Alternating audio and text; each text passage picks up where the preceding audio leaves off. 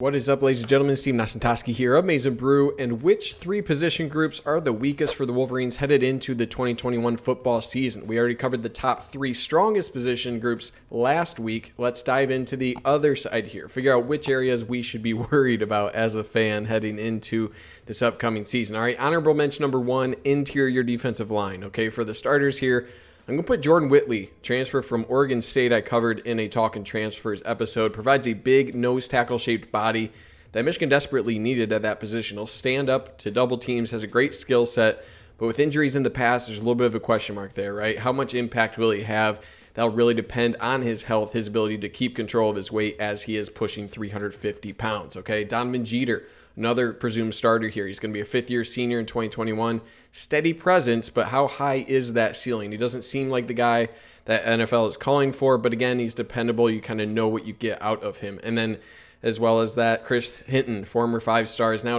a veteran on this team. We've seen flashes from Hinton, but not a consistent high-level play you'd expect from a five-star. So I think he's a good player. Just need to see him turn those flashes into more consistent play. Okay, looking at depth here, we have Mazi Smith. He's been quiet in his career thus far.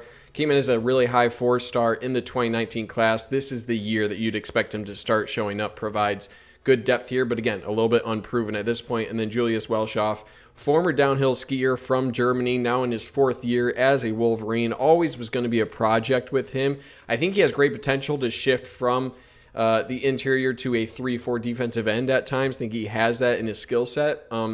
It's getting late fast for him, right? If there's a year for him to really emerge, this would be the year you'd expect. So beyond that, you just have a couple true freshmen, right? Rayshawn Benny, George Rooks. Shouldn't need them for this year with this depth. And I firmly believe that now there are a lot of able-bodied guys at the interior defensive line position that Michigan hasn't had in the past. So that's why this isn't in the bottom three for me. But how high is that ceiling? And I saw this as a position that was maybe a C+ or so potential squad, but with Whitley, it could be up to a B- or even a B squad if they can contribute. So that's kind of my grade for this position. But with the amount of bodies now, with the amount of depth, I don't think they're a bottom three, but they get an honorable mention here just because of that lack of true high ceiling that I see. Okay, honorable mention number two. And this is one that you guys could put in the bottom three. I'm going to show a little bit of bias here, but it's tight end position, okay? For the starters, you have Eric Gall and Luke Schoonmaker. I still know how to pronounce his name. I should know that by now, but Eric Gall, 13 receptions and 92 yards in his career. Schoonmaker, only 2 receptions, 54 yards, and 1 touchdown, right? So not a lot of proven bodies here. Eric Gall had some issues last year, especially with drops. Schoonmaker has been pretty quiet. And then for depth, you have Matthew Hibner as a sophomore here, 3-star 2020 prospect out of Virginia. Just hasn't seen game action yet. And then Lewis Hanson, he's a freshman, 4-star 2021 prospect out of Massachusetts. So this could be a spot in bottom three. I think there's a lot of argument for that, but it's not as critical, especially with the wide receiver group. I think will alleviate some pressure here. I also have high expectations for this group. I think Eric Gall had a ton of hype out of high school, and it was warranted. His hands were something that a lot of scouts really applauded for him and something that was one of his best attributes. So I think there's a lot more mental than physical with him. He was able to get open quite a bit. So if he can turn that around, put that behind him that last season, I think he's an emerging player to watch for this upcoming season. I'm high on Schoonmaker as well. So I think the room is overall just not experienced enough to really be a plus this season, but I have a lot more potential, or I see them as a much more powerful unit than maybe their production thus far warrants them. Okay, so those are my two honorable mentions. Heading into number three here, quarterback. Okay, presumed starter Cade McNamara. We don't have a lot of data to go off at this point.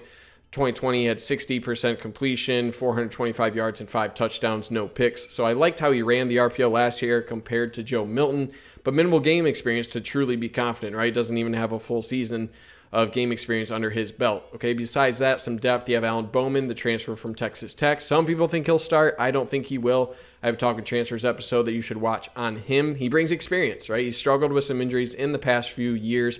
He enters the program in the summer, so there's a lot of ramp up involved for him getting into the Wolverines squad here. And then you have J.J. McCarthy, okay, true freshman 5-star. If you're a Michigan fan, you likely know everything there is to know about the IMG graduate here. He did very well at IMG his senior year. He's a very wise player, mature for his age. He was an early enrollee, so he has that advantage of learning the playbook as fast as one could out of high school. But there's just a lot of question marks here, right? I like McNamara. I think he's a solid quarterback, but when your backups are a Texas Tech transfer showing up in the summer who's dealt with some injuries and a true freshman quarterback, even though that true freshman is a 5-star and early enrollee, it's one of the most important positions in the game, especially for Michigan with injuries they've had in the past. So I don't know. I think it's worth a spot in the bottom 3.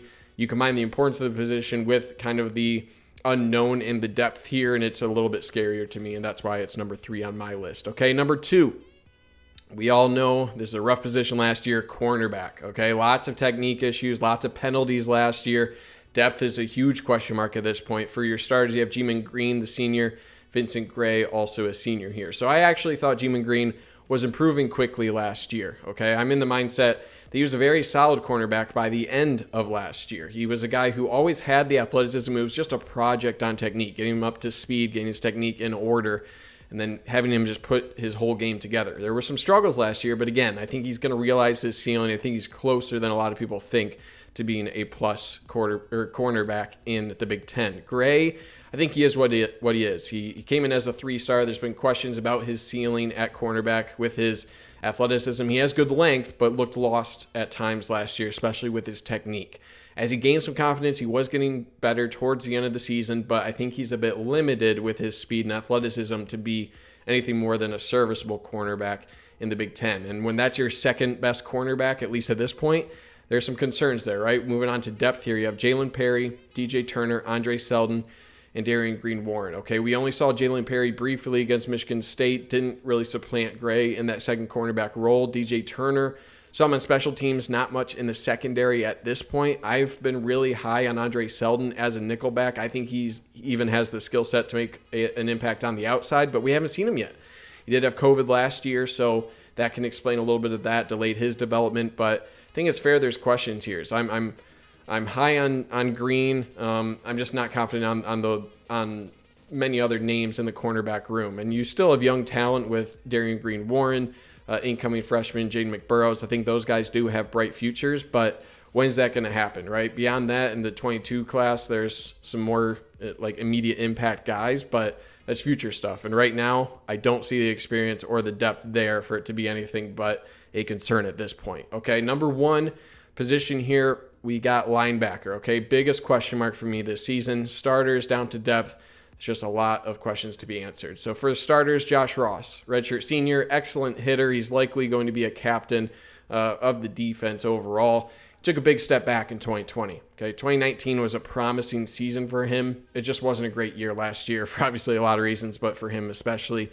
He is a veteran presence, so he has that experience. He's going to be a starter. It's just a matter of can he get back to 2019 form, or is 2020 kind of what to expect there? And then you have Michael Barrett, senior as well. So Viper, no longer a position on this defense. We don't really even know what linebacker position is going to look like. So it's the destination for Barrett, likely a middle linebacker, but he has good enough speed and athleticism for the position. He's going to be a faster linebacker, but linebacker is different than Viper. There's a lot to learn and something to do in a year where linebacker is such an important position. It's going to be a hard transition for Barrett. And despite being, a known commodity at Viper at this point, we don't know what he's going to be like at linebacker, okay? And then besides that, David Ojabo, kind of your Sam linebacker at this point. Saw time last year and in special teams, but a guy who dealt with injuries throughout the year, was always going to be a project. Injuries kind of prolonged that process. I like his skill set, but again, not a whole lot of experience on his side. And then depth, even more unknowns. Khalil Mullings, sophomore, highly ranked freshman of last year, made appearance in special teams, saw spot snaps at times. Nakai Hill-Green, another sophomore, appeared on special teams last year. And then you're essentially looking at the freshmen. You got Junior Colson, Jaden Hood, Tyler McLaurin. I think it's a really, really good 2021 linebacker class. But again, they're true freshmen. So it's about all your depth there. It is pretty scary, okay? So 2 guys with experience there, lots of questions. So that's kind of my list here, guys. 8:30 p.m. Eastern time tonight, live stream to talk through all of this. Come hang out in the channel. Tell me how wrong I am, okay? Let me know your thoughts in the comments below on what your bottom 3 is. Like and subscribe if you've made it this far. Really helps grow the channel. But beyond that, guys, thank you for taking the time to watch this video. Stay safe out there. And as always, go Blue.